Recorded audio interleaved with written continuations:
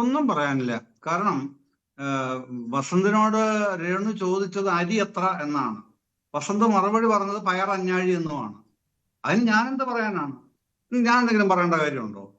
അത് നിങ്ങൾ തമ്മിൽ തീർത്താൽ മതി. എനിക്ക് അതിൻ്റെ അകത്ത് അതൊന്നും പറയാനില്ല രേണു. കോൺഗ്രസിലെ ഈ ചർച്ചകൾ നീണ്ടുപോവുകയാണ്. അവിടെ ഇപ്പോൾ CPM-നെ സംബന്ധിച്ച് നോക്കിയാൽ പ്രതിപക്ഷ നേതാവ് ആര് എന്ന കാര്യത്തിലും ഒരു തീരുമാനത്തിലേക്ക് കാര്യങ്ങൾ എത്തിയില്ല എന്നതുണ്ട്. പിണറായി വിജയന്റെ മനസ്സിൽ എന്ത് എന്നത് കാത്തിരിക്കുന്നു എന്ന് തോന്നുന്നു. സംസ്ഥാന സമിതി യോഗം ഇന്ന് തുടങ്ങിയിട്ടുണ്ട്. ഇതിന്റെ ഉത്തരവാദിത്തം, തോൽവിയുടെ ഉത്തരവാദിത്തം ആർക്ക് എന്ന കാര്യത്തിലൊക്കെ ചർച്ച നടക്കുകയും തീരുമാനമെടുക്കുകയൊക്കെ വേണം. ഘടകകക്ഷികളെ സംബന്ധിച്ച് പ്രതിപക്ഷ നേതൃസ്ഥാനത്തേക്ക് പിണറായി വിജയൻ വേണ്ട എന്ന തരത്തിലൊക്കെയുള്ള ചർച്ചകൾ ഉണ്ട് എന്നതാണ് മനസ്സിലാക്കുന്നത്. അപ്പോൾ സാധ്യതകളെ താങ്കൾ എങ്ങനെയാണ് കാണുന്നത്? ഇപ്പോൾ മുഖ്യമന്ത്രി ഇതാ നാളെ പ്രഖ്യാപനം ഉണ്ടാകും എന്ന് കോൺഗ്രസ് തന്നെ പറഞ്ഞിരിക്കുന്നു, AICC പറഞ്ഞിരിക്കുന്നു. അപ്പോൾ മുഖ്യമന്ത്രി പ്രഖ്യാപനം ഉണ്ടായാൽ ഉടൻ തന്നെ പ്രതിപക്ഷ നേതാവ് സംബന്ധിച്ചുള്ള പ്രഖ്യാപനവും വേണമല്ലോ. ഉണ്ടാകുമായിരിക്കും. I don't just care. അത് അത്ര ഉള്ള അതിനകത്ത് പറയാൻ. എന്തിനാണ് ഇത്തരത്തില് നിങ്ങളുടെ ചർച്ച, ന്യൂസ് 18ന്റെ ചർച്ച കേരളത്തിലെ പ്രതിപക്ഷവും അതിന്റെ പ്രതിപക്ഷ നേതൃസ്ഥാനവും ആണെങ്കിൽ ഇത്തരം ചർച്ചയ്ക്കൊക്കെ എന്തെങ്കിലും റിലവൻസ് പോലും ഉള്ളൂ. റിലവൻസ് പോലും അത്തരത്തിൽ ഇറലവന്റ് ആയിട്ടൊരു കാര്യം ഒരു പാനലിസ്റ്റ് ചോദിക്കുകയാണെങ്കിൽ അതിന്റെ പുറകെ പിടിച്ചു തൂങ്ങി കഴിച്ചു തൂങ്ങി കിടക്കാൻ എനിക്ക് നേരമില്ല എന്നേ. അത്രേ ഉള്ളൂ കാര്യം അതിൻ്റെ അകത്ത്. ശരി, ഞാൻ താങ്കളിലേക്ക് തിരിച്ചെത്താം. ശ്രീ MS വേണുഗോപാൽ, നോക്കൂ, ഇവിടെ ഇപ്പോൾ ഒരു പ്രഖ്യാപനം നാളെ ഉണ്ടാകും എന്ന് കോൺഗ്രസ് പറഞ്ഞിരിക്കുകയാണ്.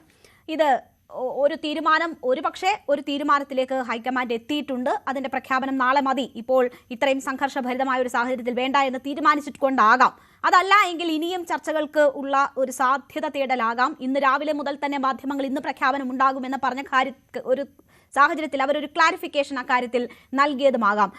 അതിനുള്ള സാധ്യതകളാണ് എനിക്ക് കൂടുതലായി തോന്നുന്നത്. ഇപ്പോൾ ഒരു പ്രഖ്യാപനം ഉണ്ടായാൽ വലിയ സ്ഫോടനാത്മകമായ സാഹചര്യം സംസ്ഥാനത്ത് ഉണ്ടാകുമെന്ന് ഹൈക്കമാൻഡ് കൂടി ഭയപ്പെടുന്നുണ്ടോ? അതിന്റെ സൂചനകളാണോ ഈ വൈകൽ നൽകുന്നത്? നാളത്തേക്ക് എന്ന് പറഞ്ഞ് ഒരു മുൻകൂർ ജാമ്യം എടുക്കുന്നത് അതുകൊണ്ടാണോ? അങ്ങനെ ഒരു സാഹചര്യം ഹൈക്കമാൻഡും ഭയക്കുന്നുണ്ടോ? തീർച്ചയായിട്ടും ഹൈക്കമാൻഡ് വെട്ടിലായിട്ടുണ്ട്. കാരണം ഇവിടെ നേരത്തെ പറഞ്ഞു stealing of mandate. Stealing of mandate എന്ന് പറഞ്ഞാൽ എന്താണ്? ജനങ്ങൾ ജനപ്രതിനിധികളെ തിരഞ്ഞെടുക്കും, ജനപ്രതിനിധികൾ പിന്നെ അതിൻ്റെ തീരുമാനമെടുക്കും. അപ്പോൾ ജനപ്രതിനിധികൾ എടുത്ത തീരുമാനം മറികടക്കുന്നെങ്കിൽ അതാണ് സ്റ്റീലിംഗ് ഓഫ് മാൻഡേറ്റ് എന്ന് പറയുന്നത്. ആ സ്റ്റീലിംഗ് ഓഫ് മാൻഡേറ്റ് നാളെ മിക്കവാറും നടക്കുമെന്നാണ് എനിക്ക് തോന്നുന്നത്. അതിൻ്റെ പ്രധാന കാരണം ഇവിടുത്തെ ഘടകകക്ഷികൾ പൂർണ്ണമായും ഹൈക്കമാൻഡ് എടുത്ത അല്ലെങ്കിൽ ഇവിടുത്തെ നിയമസഭാ സാമാജികരെടുത്ത തീരുമാനം, കോൺഗ്രസിൻ്റെ നിയമസഭാ സാമാജികരെടുത്ത തീരുമാനത്തിനെ കവച്ചു വെച്ചുകൊണ്ട് ഘടകകക്ഷികൾ മറ്റൊരു തീരുമാനം പറഞ്ഞിരിക്കുകയാണ്. അതായത് ഇപ്പോൾ വയനാട് ഒരു അമേഠിയാകും എന്ന് പറഞ്ഞിട്ടുണ്ടെങ്കിൽ അത് തീർച്ചയായിട്ടും ഒരു മോശമായ സൂചനയാണ് കാണിക്കുന്നത്. ആരോ ഹൈക്കമാൻഡിനെ ബ്ലാക്ക് മെയിൽ ചെയ്യുന്നു എന്നുള്ളതാണ് അതിൻ്റെ അർത്ഥം. കാരണം രാഹുൽ ഗാന്ധി ആവട്ടെ, പ്രിയങ്ക ഗാന്ധി ആവട്ടെ, അല്ലെങ്കിൽ ഇനി ഇപ്പം സംസാരിച്ച ജയറാം രമേശ് വരെ ഒരു 10 പേരെ ഹൈക്കമാൻഡിന് വേണമെങ്കിൽ ഇവിടെ കൊണ്ടുവന്ന് ജയിപ്പിക്കാൻ കഴിയും. അങ്ങനെ ജയിപ്പിക്കാൻ കഴിയുന്ന 10 പേരെ കോൺഗ്രസിൻ്റെ പ്രധാനികളെ ജയിപ്പിക്കാൻ കഴിയുന്ന ഏക സ്റ്റേറ്റ് കേരളമാണ്. ആ കേരളത്തിൽ പ്രിയങ്ക ഗാന്ധി ജയിച്ച സ്ഥലത്ത് അമേഠി ആകുമെന്ന് പറഞ്ഞാൽ അത് തീർച്ചയായും ഒരു ബ്ലാക്ക് മെയിലിംഗ് ആണ്. ആ ബ്ലാക്ക് മെയിലിങ്ങിലാണ് ഇപ്പോൾ ഹൈക്കമാൻഡ് വെട്ടിലായിരിക്കുന്നത്. തങ്ങൾക്കിനി നാളെ അവരുടെ മുന്നിലെ ചിത്രം 2029 ആ 2029 എന്ത് സംഭവിക്കും എന്നുള്ളതാണ് അവരുടെ പ്രശ്നം. ആ പ്രശ്നത്തിലേക്കാണ് ഇതിനെ വഴി തെളിച്ചുകൊണ്ട് പോകുന്നത്. അതിൽ ഒന്ന് പകച്ചു നിൽക്കുകയാണ് ഹൈക്കമാൻഡ്. എനിക്ക് 99 ഹൈക്കമാൻഡ് പ്രഖ്യാപിക്കുന്നതിന് മുമ്പ് എനിക്ക് പ്രഖ്യാപിക്കാൻ അവകാശമില്ല. ഞാൻ സൂചന നൽകുകയാണ്, ഇതിങ്ങനെ പോയാൽ VD സതീശനായിരിക്കും 90% കേരളത്തിൻ്റെ മുഖ്യമന്ത്രിയാവാനുള്ള സാധ്യത. കാരണം ആ രീതിയിലേക്കുള്ള ബ്ലാക്ക് മെയിലിംഗ് ഇവിടെ നടന്നു കഴിഞ്ഞു. സ്റ്റെയിൽമേറ്റ് ജനവികാരം എന്ന് പറയുന്നതിനെ ബ്ലാക്ക് മെയിലിംഗ് എന്നാക്കണോ? ജനവികാരം എങ്ങനെയാണ്? ജനവികാരമാണെങ്കിൽ പണ്ട് VS വേണ്ടി നടന്നത് ജനവികാരമാണ്. അത് ആർക്കും തടുക്കാൻ കഴിഞ്ഞില്ല. ലക്ഷക്കണക്കിന് പേർ റോഡിലിറങ്ങി മുദ്രാവാക്യം വിളിച്ചുകൊണ്ട് ഒരു സംഭവം ഉണ്ടായത് അത് ജനവികാരമാണെന്ന് പറയാം. ഇത് ഓരോ കേന്ദ്രങ്ങളിൽ ഒരു സ്ഥലത്ത് രമേശ് ചെന്നിത്തലയ്ക്ക് വേണ്ടി, അപ്പുറത്തെ സ്ഥലത്ത് പിന്നെ VD സതീശന് വേണ്ടി, KC ഇവിടെ ഇല്ലാത്തതുകൊണ്ടായിരിക്കും അദ്ദേഹത്തിന് വേണ്ടി ആരും കണ്ടില്ല. അപ്പോൾ ഈ രൂപത്തിൽ വരുന്നു. പിന്നെ ഇന്ദിരാഭവനിൽ ആൾ കൂടിയത് എന്തിൻ്റെ തെളിവാണെന്ന് ചോദിച്ചാൽ ഇന്ദിരാഭവൻ അവരുടെ കേന്ദ്രമാണ്. അവിടെ പല വിഭാഗത്തിലുള്ളവർ കൂടിയിട്ടുണ്ടായിരിക്കും. ഇപ്പോൾ എന്തായാലും കേരളത്തിലെ ജനതയ്ക്ക് ഏറ്റവും വലിയ പ്രശ്നം ഇവിടുത്തെ മുഖ്യമന്ത്രി ആരെന്നുള്ളത് അറിയുകയാണ്.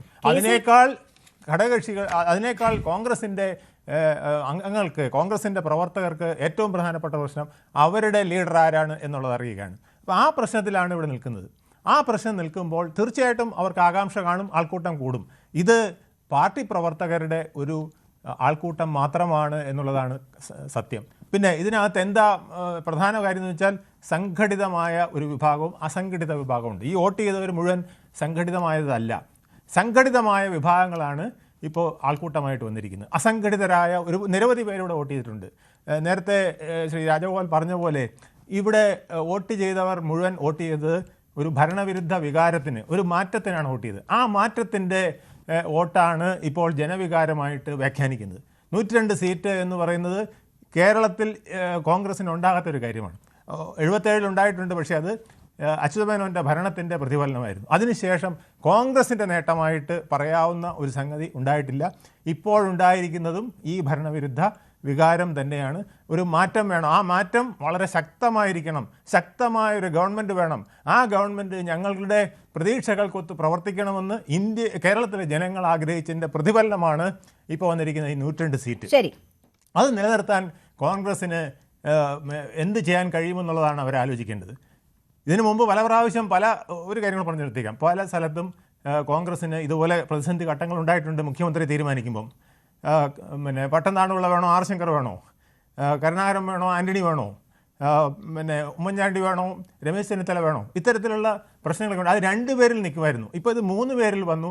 ആ മൂന്നാമത് വന്നത് ഹൈക്കമാൻഡ് കൂടെ സപ്പോർട്ട് ചെയ്യുന്ന ആളാണോ എന്നുള്ളതാണ് ഇതിനകത്തെ പ്രശ്നം. അപ്പോൾ അങ്ങനെ വരുമ്പോൾ തീർച്ചയായിട്ടും ഹൈക്കമാൻഡിന് ഇതിനകത്തൊരു കൈയുണ്ട്.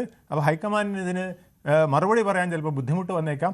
അതുകൊണ്ടായിരിക്കും ഇന്ന് പ്രഖ്യാപിക്കാതെ നാളത്തെ ഹൈക്കമാൻഡിന് ഒരു കൈ അല്ല, മുഴുവൻ കൈ ഹൈക്കമാൻഡിന്റേതാണ് എന്ന് പറയേണ്ടി വരും. അല്ലെങ്കിൽ ഇങ്ങനെ ഒരു മത്സര രംഗത്ത് പോലും ഇല്ലാത്ത വ്യക്തികൾക്ക് വേണ്ടി ഇങ്ങനെ ഒരു ചർച്ച 10 ദിവസം നീട്ടിക്കൊണ്ടു പോകേണ്ടുന്ന കാര്യമില്ല. മാത്രമല്ല, ജനവികാരം എന്തുകൊണ്ട് തെരുവിലെന്ന് താങ്കൾ ചോദിക്കുമ്പോൾ മത്സര രംഗത്തില്ലാത്ത കെ.സി. വേണുഗോപാലിന് വേണ്ടി കൈപൊക്കുന്ന MLA-മാരെയാണ് നമ്മൾ കാണുന്നത്.